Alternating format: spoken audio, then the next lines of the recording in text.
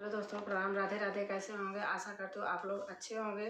दोस्तों, ये बहुत पुरानी माता जी की भजन है, दादी लोग गाती थी।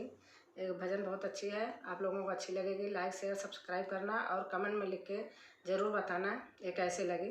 धन्यवाद।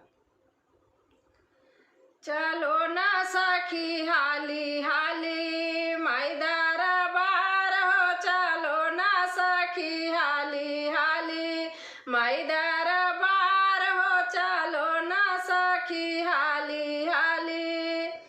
चिड़ै चुरुंगुल बोलै भोरे भिनु सारवा, माई के घंटा बाजै मैया के मंदिरवा हो।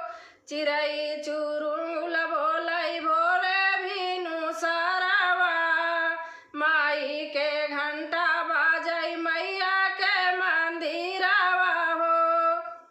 फेरती नजरिया मैया होला जय जयकार, फेरती नजरिया मैया होला जय जयकार।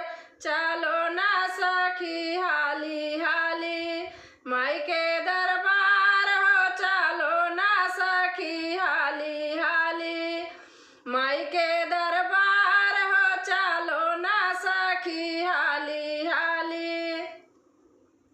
जल्दी सजाओ मालिन फूला